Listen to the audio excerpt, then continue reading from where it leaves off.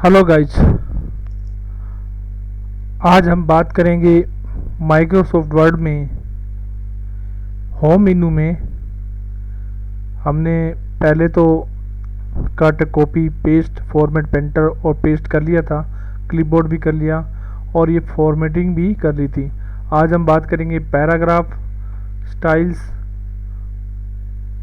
और एडिटिंग। ये पूरा पोर्शन हम आज ही कंप्लीट करेंगे इस पूरे वीडियो में। तो वीडियो को शुरू से लेके अंत तक ध्यान से देखें। और कोई भी चीज़ आपको समझ में नहीं आए, कोई कमांड्स के बारे में पूछना है तो आप नीचे वीडियो में कमेंट्स करके उस बारे में पूछ सकते हैं। तो सबसे पहले हम देखेंगे पैराग्राफ, स्टाइल्स, फिर एडिटिंग। ओके, तो चलिए बात करते हैं। तो ये दे रखे हैं आपके सामने पैराग्राफ कैसे तैयार किए जाते हैं, उनकी नंबरिंग कैसे दी जाती है, उसके बारे में। तो सबसे पहले हम थोड़ा मैटर टाइप कर लें, उसी के दौरान ये पता लगेगा। तो आपके सामने ये मैटर है जिसे हम आपको पैराग्राफ कैसे दिए जाते हैं उसके बारे में बताएंगे। तो सबसे पहले आपके सामने ये है बुलेट लाइब्रेरी, जिसके अंदर आप ये बिंदु टाइप बुलेट्स ले सकते हैं पैराग्राफ की डिजाइनिंग के लिए। जैसे हमने इन सभी लाइनों के आगे बुलेट्स लगाने हैं तो हम सेलेक्ट करेंगे और बुलेट्स लगा सकते हैं। इस तरह से ये प्रत्येक लाइन यानी प्रत्येक पैरा के आगे ये बुलेट्स लग जाएंगे आपके, और ये डिजाइनिंग हो जाएगी कि यहाँ से ये एक पैरा है, ये भी एक पैरा है, ये भी एक पैरा है, ये भी पूरा पैरा है। देखो, अगर लाइनिंग के आगे होता तो हर एक लाइनिंग के आगे लग जाता। इसी तरह इस बुलेट्स को आप चेंज कर सकते हो और ये देखो चेंज हो रहे हैं, इस तरह से लगा सकते हो। ये है बुलेटिंग, यानी कि आप किसी पैराग्राफ को हाईलाइट करके दिखाना चाहते हो तो इस तरह से आप बुलेटिंग के द्वारा इस पैराग्राफ को हाईलाइट करके बता सकते हो।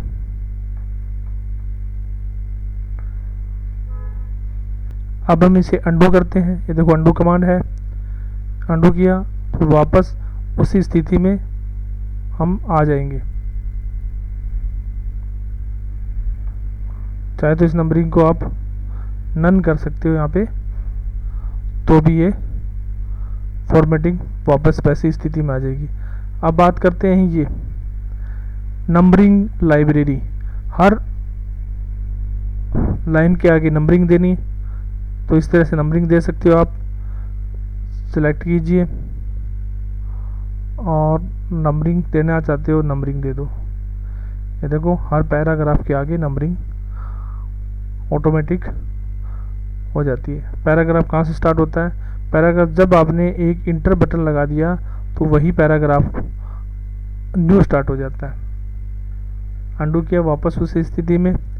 इसी तरह आप लाइन की नंबरिंग लगा सकते हो।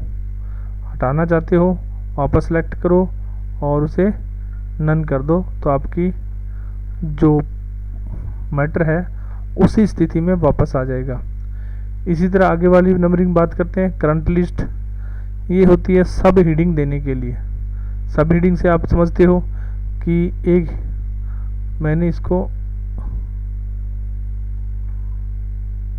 सिलेक्ट किया, इस तरह से सब हेडिंग।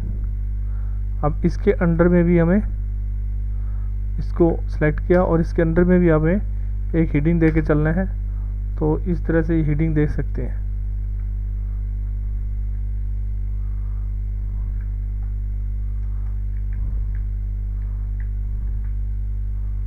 अलग से हेडिंग,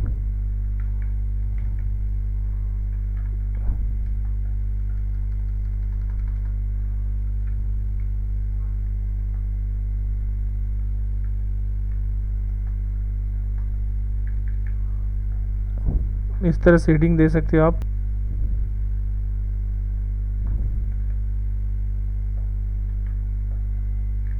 कुछ भी लिखिए। ये देखो आपके सामने सब हेडिंग स्टार्ट हो गई है। ये देखो ऊपर वाली नंबरिंग को नहीं लिया, इस तरह इसको डिलीट करके आप आगे इसके नीचे भी नंबरिंग दे सकते हो।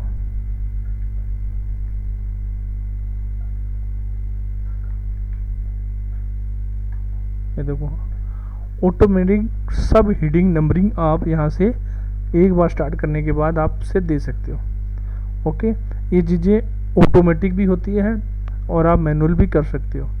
इस तरह से आपकी ये बुलेट्स और नंबरिंग और सब हेडिंग नंबरिंग, इस तरह से ये आपके 3 पॉइंट इसमें कंप्लीट होते हैं। अगली बात करते हैं हम डिक्रीज इंडेंट एंड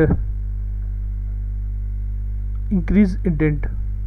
क्या होता है, पैराग्राफ से कुछ हटके बाहर जाना हो या अंदर लेना हो, इस तरह से देखो पैराग्राफ को कुछ और अंदर की तरफ लेना हो, क्योंकि लास्ट हमारी जो सेटिंग है पेज की यहाँ तक है और हम इसे और पीछे की तरफ ले जाना चाहते हो, तो इस तरह से आप इस पैराग्राफ को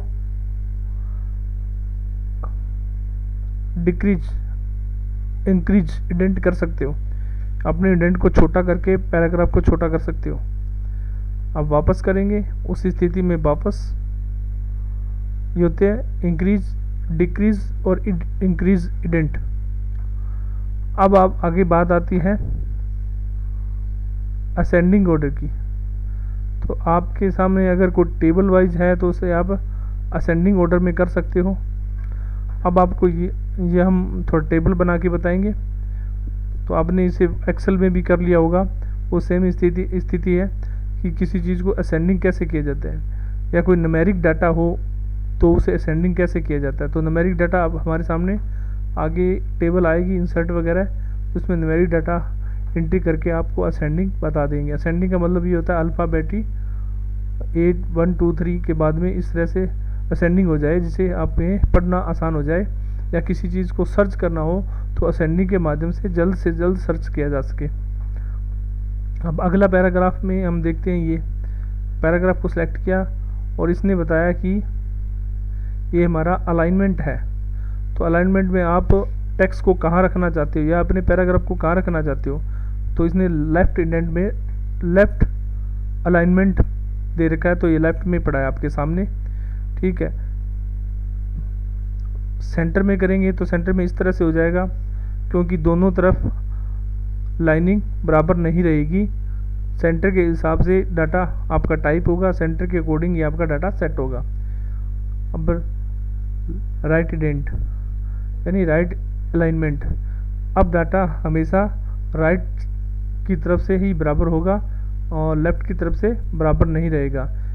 ये इस तरह ये अलाइनमेंट क्यों दिए गए हैं, क्योंकि जैसे उर्दू है, उर्दू राइट साइड से लिखी जाती है, हिंदी या इंग्लिश लेफ्ट साइड से लिखी जाती है, इसीलिए इन इंडेंट का प्रयोग इसलिए किया जाता है, अलाइनमेंट का, इंडेंट का नहीं, अलाइनमेंट का प्रयोग किया जाता है। उसके बाद आ जाता है जस्टिफाई।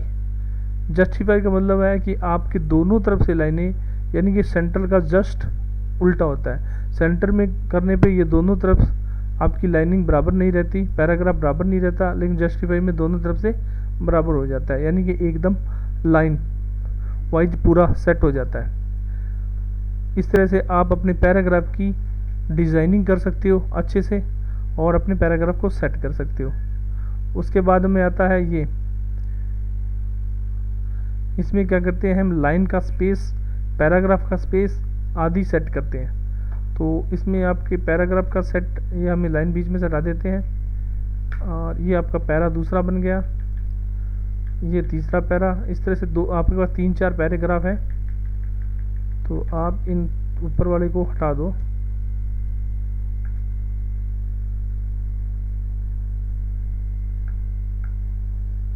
ठीक है, ये आपके पास पैराग्राफ है। ठीक है, तो अब आप इन पैराग्राफ की स्पेसिंग देना चाहते हो, तो मैंने पहला पैराग्राफ, दूसरा पैराग्राफ, तीसरा, 4 पैराग्राफ हमने सिलेक्ट कर लिए और अब इसने कहा कि 1 की स्पेसिंग,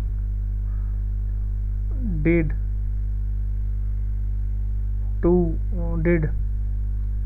2, इस तरह से आप स्पेस बढ़ा सकते हो। एक लाइन के बीच का स्पेस बढ़ा सकते हो कि अगर कई बार मैटर छोटा होता है और हमें पूरे पेज पे भर के लिखना होता है, तो इस तरह से आप अपने मैटर को स्पेस बढ़ाकर उस पूरे पेज पे प्रिंट ले सकते हो, जिससे आपको पेज भरा भरा लगे, खाली सा ना लगे। और जब आपको कहीं डाटा बहुत ज़्यादा है, उससे 2 पेज के डाटा या 1.25 पेज का डाटा उसे एक ही पेज में सेट करना हो, तब इस स्थिति को अपनाया जाता है। ये देखो वापस वैसे ही लिखा गया। और अब आपके सामने है ऐड स्पेस बिटवीन बिफोर। अब पैराग्राफ के बीच में भी आप स्पेस देना चाहते हो तो दे सकते हो। ये देखो पैराग्राफ के बीच में छोटा छोटा स्पेस आ गया। रिमूव स्पेस, स्पेस रिमूव कर दिया। अब वापस स्पेस ले लिया। देखो ये देखो लाइन का स्पेस आ गया। इस तरह से आपका पैराग्राफ के बीच में स्पेस आ जाता है। अब अगली बात करते हैं कलर की। तो आप इसके बैकग्राउंड में कलर भी दे सकते हैं। उसके लिए आपको पहले मैटर को सिलेक्ट करना पड़ेगा। ये देखो मैंने पहले ऑलरेडी मैटर सेलेक्ट था, इसलिए हम इसके पीछे कलर देना चाहते हैं। जैसे अब रीडिंग आ गई, इसके पीछे का कलर हम कुछ इस तरह से देना चाहते हैं, ब्लू कलर, तो हमने ब्लू कलर दे दिया। और ये देखो हाईलाइट कलर है, इसको हाईलाइट करके दिखाना है, तो हम क्या करेंगे, इसको इस तरह से कलर दे दिया। बिल्कुल काला ही हो गया। इसको अब और कलर दे देते हैं। ये देखो इस तरह से कलर दे दिया। तो ये काम होता है बैकग्राउंड कलर देने का। अब आपके सामने बॉर्डर ड्रा कैसे की जाती है। तो बॉर्डर ड्रा करने के लिए हम क्या करेंगे, सबसे पहले ये देखो एक्सेल में भी बॉर्डर ड्रा होती थी, यहाँ भी बॉर्डर ड्रा होती है। जैसे बॉटम में बॉर्डर लगानी हो तो कोई सिलेक्टेड शब्द हो बॉर्डर में, ये देखो बॉर्डर में सिलेक्ट लगी, बॉर्डर लगी। अब मैं इसको सिलेक्ट कर लेता हूँ। इसके नीचे बॉर्डर लगानी है, बॉर्डर लगी।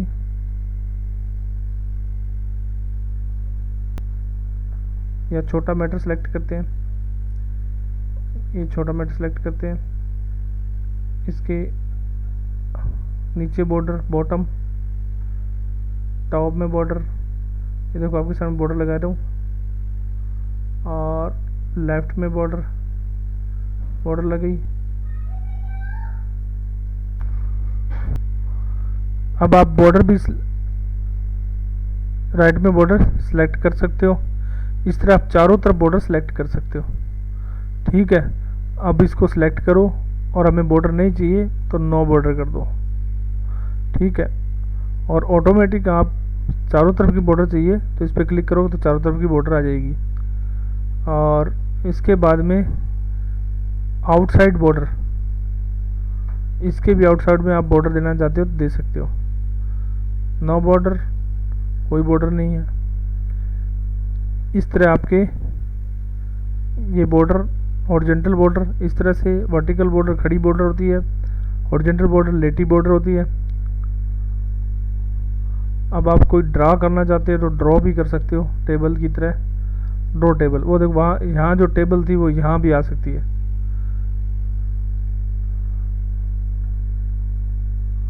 ये देखो अब बॉर्डर की जैसे टेबल बनानी शुरू की तो ये टेबल से संबंधित आपके सामने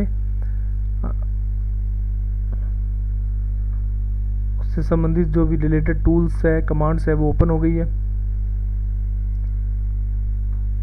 ठीक है, अब इसमें आप ड्रॉ करना चाहते हैं ड्रॉ करो, जिस तरह से ड्रॉ करना चाहते हैं ड्रॉ करो। इस तरह से टेबलें आप ड्रॉ कर सकते हो। और इसको डिलीट करना चाहते हो तो डिलीट भी कर सकते हो। इसके अंदर इरेजर भी होगा आपको। View guideline,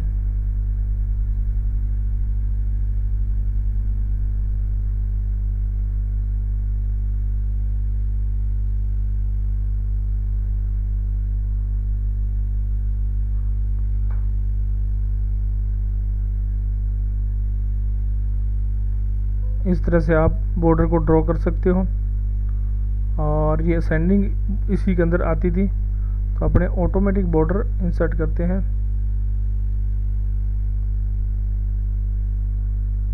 horizontal line, border की शेडिंग देना चाहते हो शेडिंग भी दे सकते हो आप। इसमें बॉर्डर की शेडिंग भी होगी। ये देखो इस तरह से नन, सारी बॉर्डर सेलेक्ट करो, नन कर दो।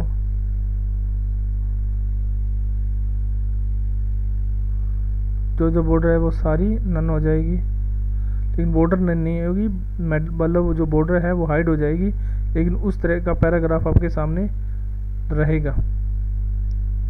तो मैं एक बॉर्डर ड्रॉ ही कर ही लेता हूँ इसके बीच में।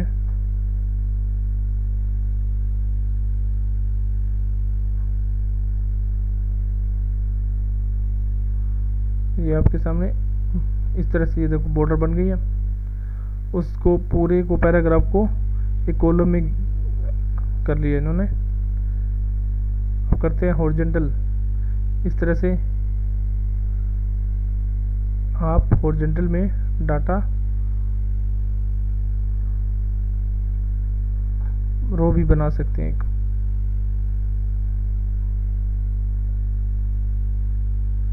Insert vertical, insert horizontal border.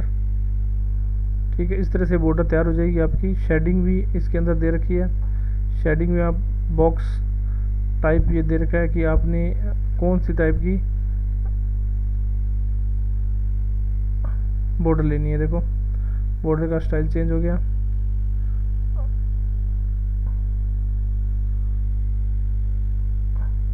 Three D border, इसमें ऑटोमेटिक कलर आ जाएंगे आपके सामने। और अब ये यहाँ पे आप जो जो बॉर्डर आपको रखनी है रख सकते हो। वो अपने बाहर भी कर रहे थे, वो चीज़ यहाँ भी बता दी आपको। पहले यहाँ डिज़ाइन करके चलेंगे कि कौन सी बॉर्डर रखनी है। मैंने ये वाली नहीं रखनी, इसलिए मैंने इसको हटा दिया, ओके किया। तो ये देखो साइड वाली बॉर्डर हमारे पास नज़र नहीं आ रही है। ठीक है, अब ये आपके सामने ये जो क्वेश्चन मार्क है ये एक पैराग्राफ मार्कर है। इससे आपको पता लग जाएगा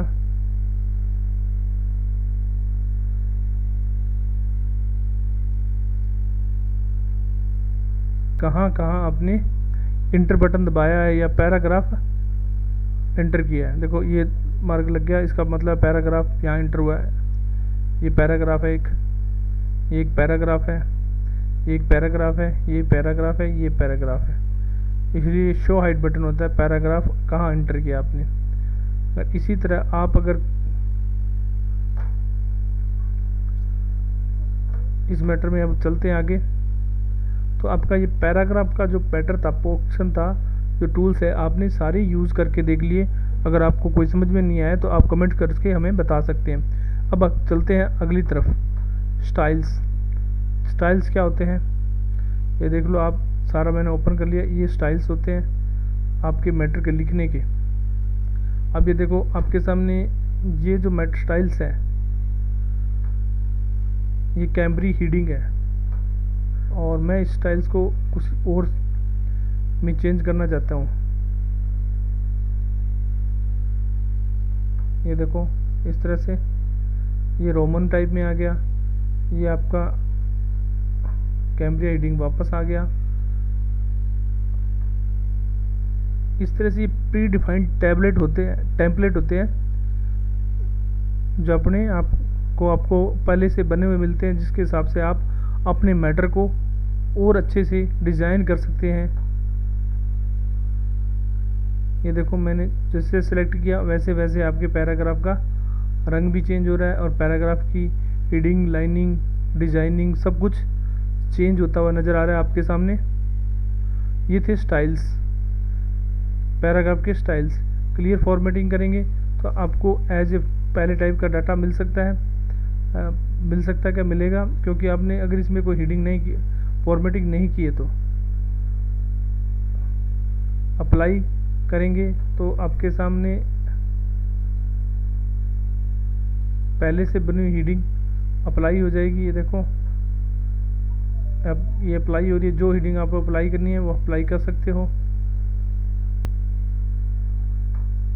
ये हीडिंग का स्टाइल और भी बता दिया आपको।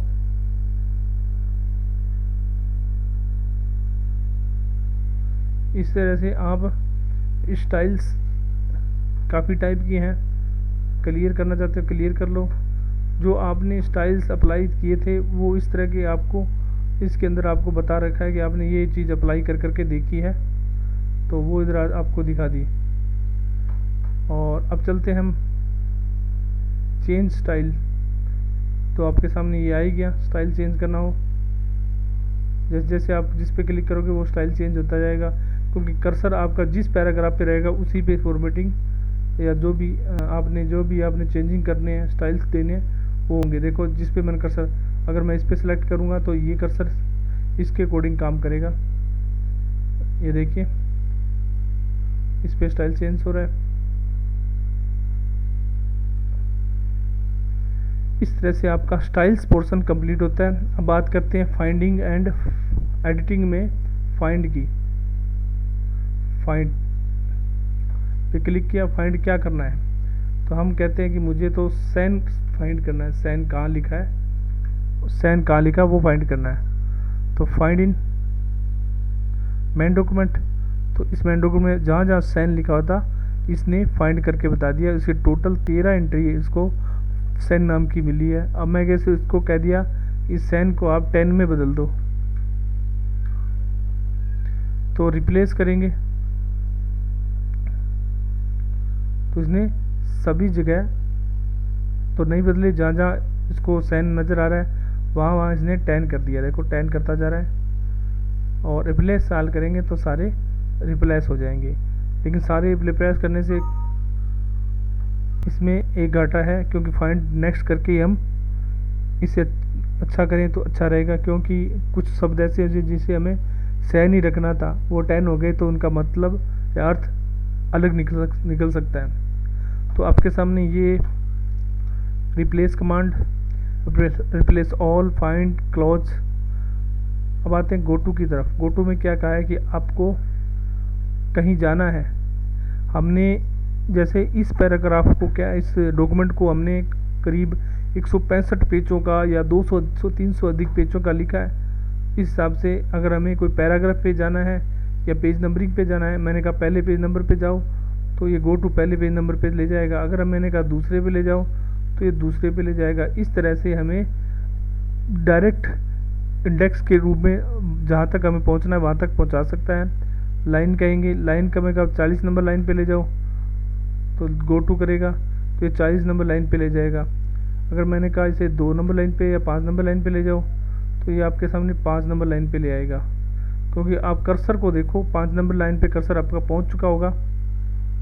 और बुकमार्क, कमेंट्स अगर हमने दिए हैं, क्योंकि ये चीज़ें आगे आएगी, आगे बताऊंगा, उस हिसाब से इसको फाइंड नेक्स्ट करवाएंगे।